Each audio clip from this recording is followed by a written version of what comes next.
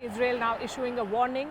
They have given 24 hours to everyone in Gaza to leave. 24 hours for the United Nations workers, 24 hours for any other international agencies that may be operating on the Gaza Strip, and of course the civilians there. That is the warning from Israel. The only problem is there is nowhere to go for them. There are 7 border crossings, 7 openings from Gaza via land.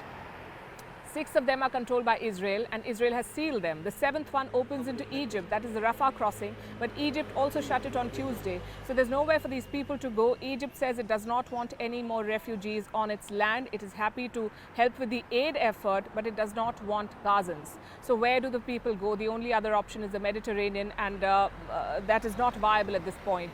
So Gazans are trapped and they are being bombed from all directions.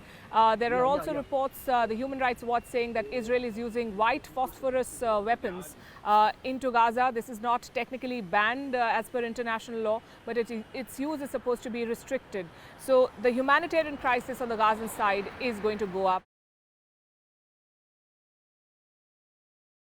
The US continues to increase pressure on the regional players to ensure that they do not escalate this conflict further, that Israel is allowed to do whatever it is doing in Gaza, but on the northern front, there is no escalation. On the northern front, Hezbollah does not enter the war, and players from Syria do not enter. But there are reports of Israel striking some targets in Syria by airstrikes, including the Damascus airport.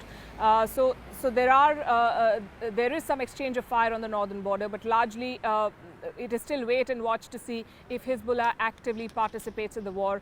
The $6 billion that was supposed to go to Iran has been put on freeze via Qatar. The US Secretary of State Antony Blinken is still in the region. Yesterday he met Prime Minister Benjamin Netanyahu of Israel.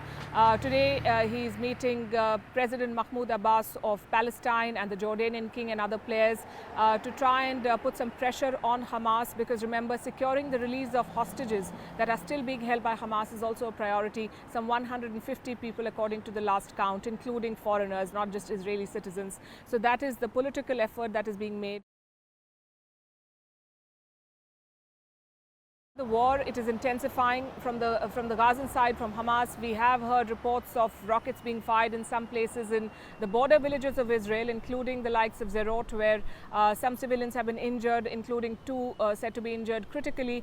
So the fighting is still on, but we understand that Hamas is trying to save ammunition for a bigger offensive that Israel is expected to launch. So things have subsided on that front. But from the Israeli side, the fighting continues unabated. Every 30 seconds, it is said that a rocket is fired into Gaza.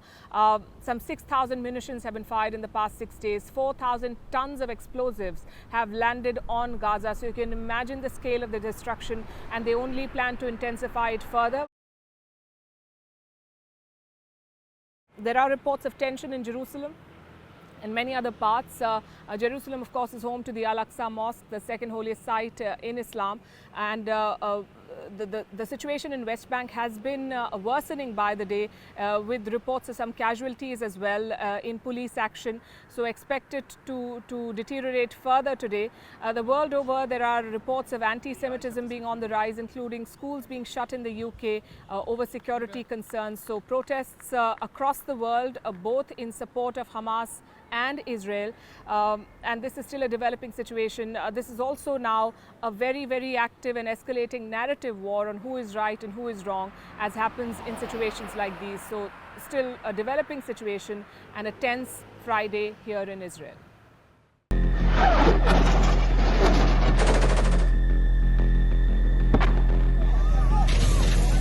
Israel is at war. It has come under terrorist attacks. Hamas launched thousands of missiles at Israel.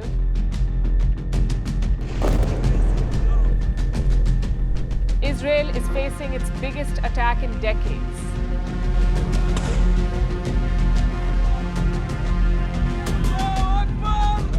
Prime Minister Netanyahu has declared a state of war. I'm at the Ben Gurion International Airport in Israel, trying to capture the situation in Israel and trying to make sense of the conflict that is escalating by the hour. And where do major powers like the US, Europe and Russia stand in this fight? We'll bring you a 360-degree perspective. of this war in West Asia.